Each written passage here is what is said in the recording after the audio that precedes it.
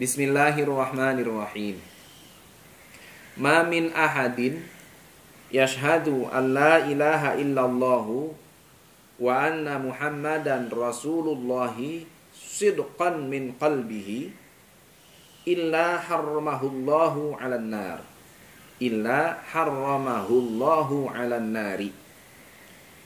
Qala Mu'adz bin Jabalin, ya Rasulullah, afala ukhbiru bihin nas? Afala ukhbiru bihin nasa fayastabshiru? Qala idzan yattakilu. Bismillahirrahmanirrahim. Hadis ini juga merupakan hadis yang diriwayatkan oleh Al-Imam Bukhari dan Muslim. Di dalam hadis ini Nabi kita SAW menjelaskan salah satu keutamaan atau salah satu pokok yang menjadi dasar keimanan seseorang dengan adanya mengucapkan syahadat. Atau boleh dikata hadis ini menjelaskan tentang salah satu fadilah keutamaan yang Allah berikan kepada orang yang bisa mengucapkan syahadat. Di sini dijelaskan oleh baginda Nabi, barang siapa yang mengucapkan syahadatain, asyhadu an la ilaha illallah wa anna sayyidina Muhammadar Rasulullah, mengucapkannya gimana? Sidqan min qalbihi. Jadi mengucapkan syahadat yang diucapkan oleh lisannya itu betul-betul merupakan pancaran daripada hati. Bukan hanya di lisan saja tapi tidak ada dalam hati. Bukan hanya di lisan saja kemudian pikiran pun tidak mengetahui makna dari kata yang diucapkannya. Tapi ya diucapkan oleh lisan, dan apa yang terucap dari lisan yang diucap, syahadat yang diucapkan oleh lisannya itu memang betul-betul pancaran daripada hati. Apa yang diucapkan oleh lisan itu merupakan bukti apa yang ada di dalam hati. Nah, kalau ada orang sudah bisa mengucapkan syahadat, kemudian ucapannya itu memang betul-betul keluar dari hati. Bukan hanya diucapkan oleh lisannya saja, tapi apa yang terucap oleh lisan itu merupakan pancaran dari apa yang ada di dalam hatinya dia.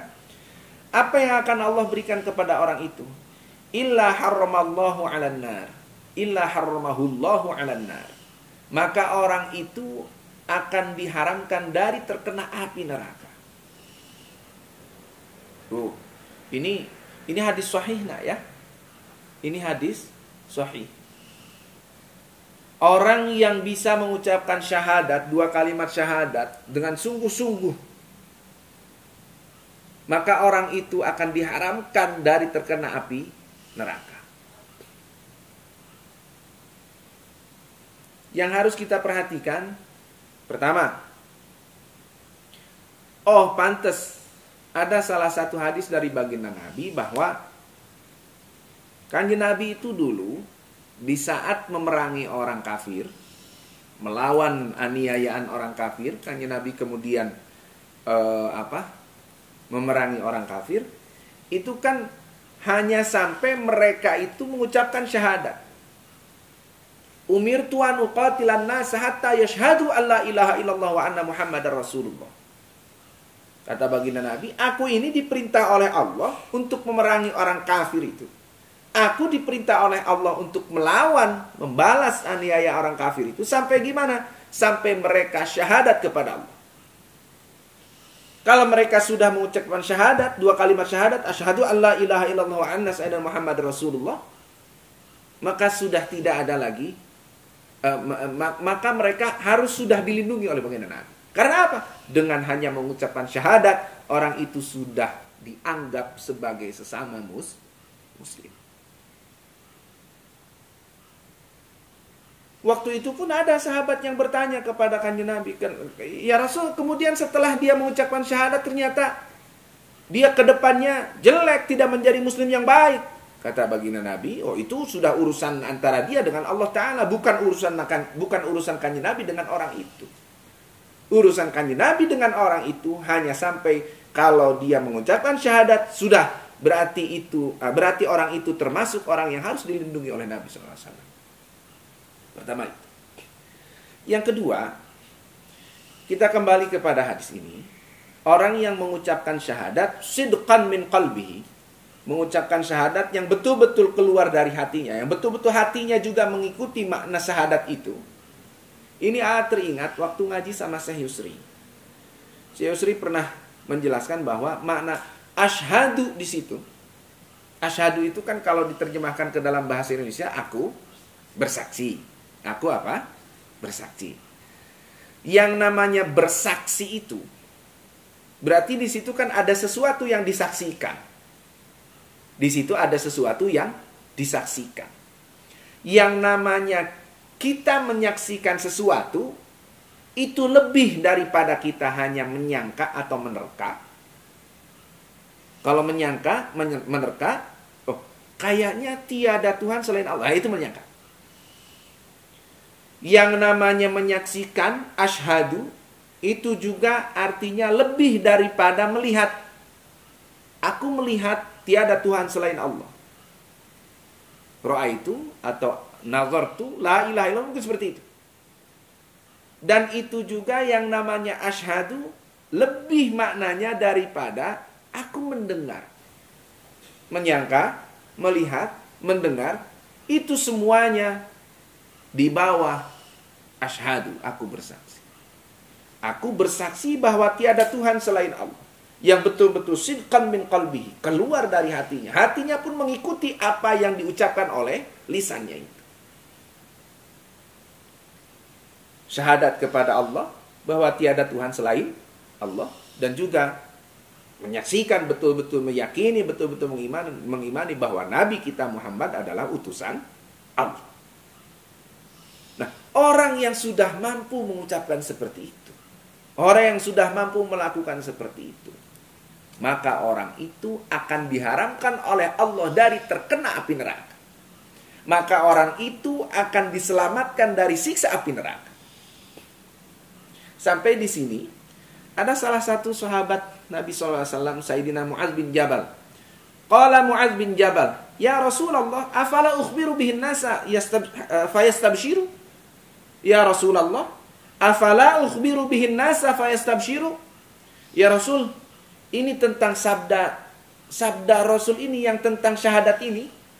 Boleh enggak saya kasih tahu ke orang-orang, biar orang-orang itu pada senang? Boleh enggak saya beritakan ke orang-orang muslim yang lain, ke orang-orang yang enggak ngedengar saat ini, biar orang-orang itu pada senang? Senangnya apa? Karena dengan hanya mengucapkan asyhadu alla ilaha illallah wa anna muhammadar rasulullah, betul-betul dari hatinya, orang itu akan diselamatkan dari siksa neraka. Jawaban Kanjeng Nabi ketika itu gimana? Qala idzan yattakilu. Boleh. Dan dengan seperti itu berarti mereka akan berpegang teguh, akan mengandalkan. Jadi syahadatnya itu akan dijadikan andalan oleh orang-orang. Kalau di dalam riwayat Imam Bukhari itu ada satu riwayat yang menjelaskan bahwa masih ada lanjutannya. Jadi Sayyidina Mu'adz bin Jabal ini enggak kemudian menyebarkan tentang hadis ini. Dan Sayyidina Mu'adz bin Jabal ini menyampaikan hadis ini di saat beliau sudah mau meninggal. Muta'athimah. Jadi akhirnya oleh beliau disampaikan kepada orang-orang tentang hadis ini sebelum beliau meninggal. Karena apa? Karena beliau merasa terbebani. Kalau hadis ini sampai beliau meninggal belum disampaikan kepada orang-orang, beliau takut berdosa karena menyembunyikan ilmu. Itu sampai dikit dulu sama Sayyidina Mu'adz bin Jabal. Nah, berarti buat kita, setelah kita betul-betul meyakini tentang makna syahadatain, asyhadu an la ilaha illallah, berarti asyhadu bi alla ma'buda bihaqqin fil wujudi illallah, wa asyhadu anna sayyidina Muhammadar Rasulullah, asyhadu anna sayyidina Muhammad nabiyullah abduhu wa rasuluh. Dengan betul-betul pemaknaannya, maka itu kita sudah mempunyai dasar keimanan dan kita sudah diaku sebagai orang yang beriman kepada Allah Subhanahu wa ta'ala. Adapun selanjutnya tinggal kita melaksanakan perintah Allah yang lain menjauhkan diri dari segala sesuatu yang dilarang oleh Allah Subhanahu wa taala. Dasar keimanannya sudah dapat, dasar keimanannya sudah kita miliki dengan adanya kita meyakini makna syahadatain ini. Kemudian selanjutnya tinggal melaksanakan ketakwaan kepada Allah Subhanahu wa taala.